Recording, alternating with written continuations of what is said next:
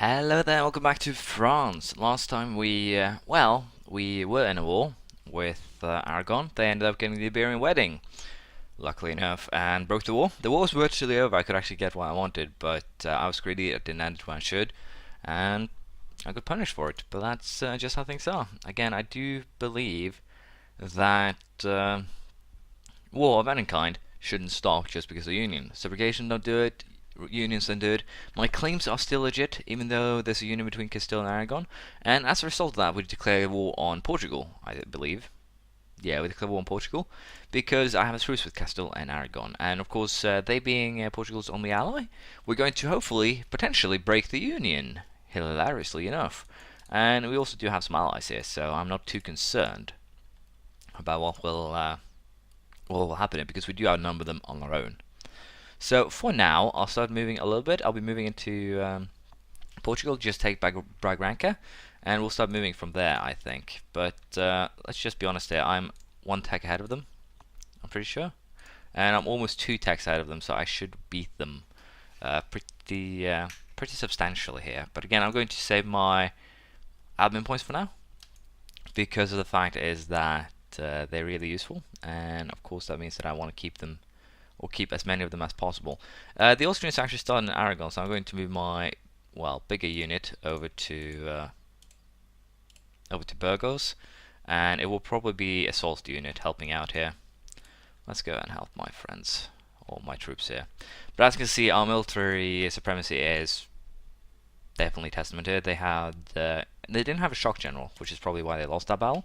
But even so, we are far stronger than they are, which is not surprising. And of course we beat their asses there. For now, however, I'll sit back and wait. I have no desire to give any one of these military access, and we'll see how this turns out. I'm pretty sure we will end up with a victory here.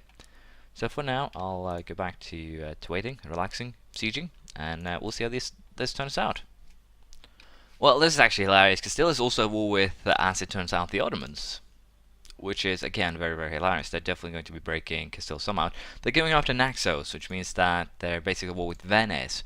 So, the Austrian-Hungarian war against the Ottomans is definitely getting closer. And to be perfectly honest, that is good for me. I'm still not getting an heir. I've been getting that event 3 times. 2 times with crappy people like the 211. I've had a 121 as well.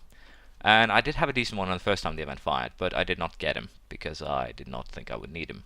Oh, I should probably just take Henry002, talking about crappy rolls. I'm going to turn him into general as soon as I can.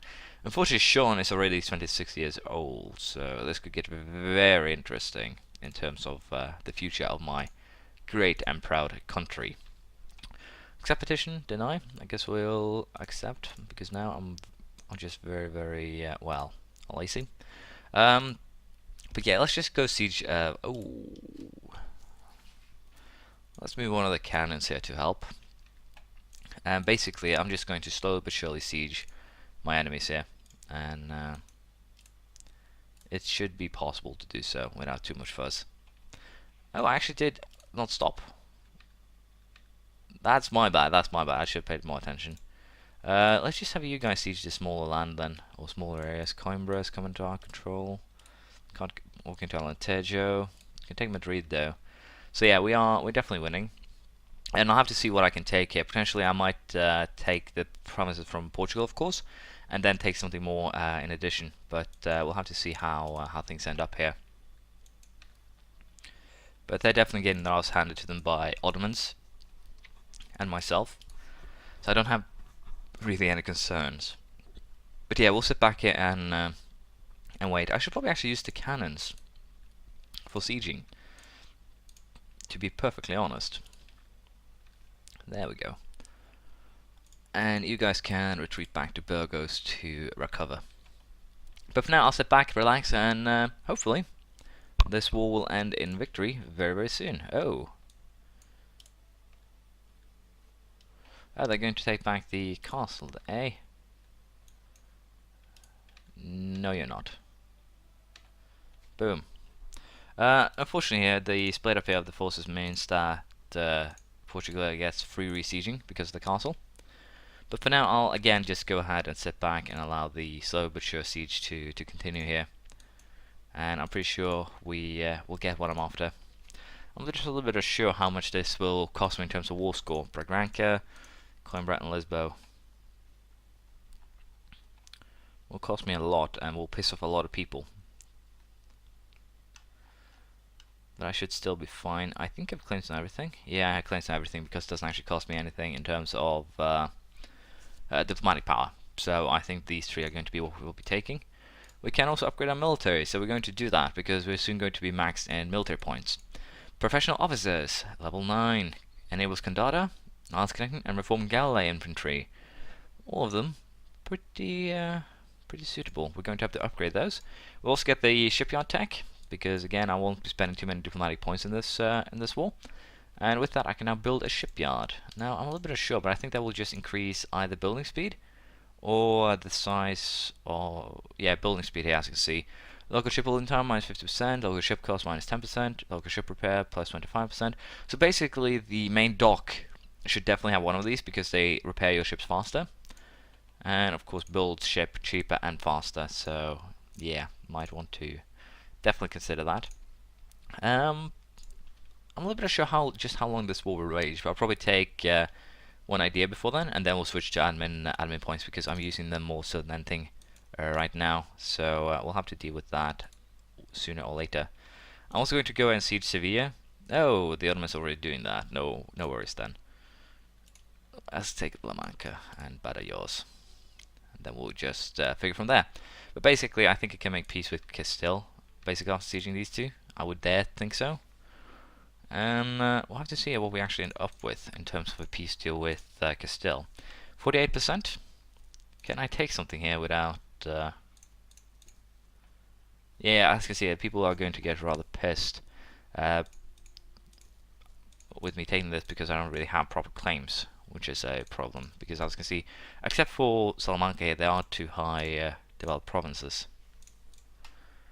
And again, it's going to be very expensive just because of that, so I'm going to just force you guys to be humiliated first and foremost, and then I'm going to have you pay war reparations to me.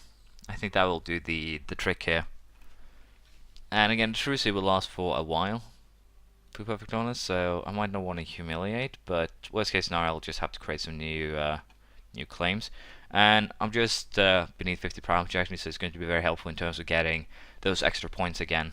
So we're going to just humiliate Castile in this war, and that should be more than enough, to be perfectly honest. Portugal, on the other hand, as soon as Lisbon falls, we basically have won that war too. So I have no concerns on that regard.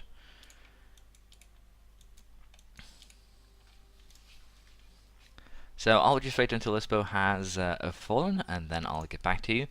We might also start some movements towards, I dare say, Savoy, potentially. And Italy just taking some of the coastal provinces here, like Cuneo, Nice, Alberenga, Corsica, Lucca. Basically just conquer our way down towards Naples. And of course, if we end up pissing off too many people, we'll be a little bit careful, but I think we should be safe. So with that said, I'll sit back and wait, and hopefully I'll get Lisbon Sol or sieged before we end up in a awkward situation here with max points. You know what? Since I'm just going to take those 4 provinces, we might as well just go ahead and take the next idea, ecumenism. Tolerance of heretics plus 3. I could even go indirect rules because it gives me 10 less years of separatism, but I think I'll just wait with that for now. I should be perfectly fine in doing that.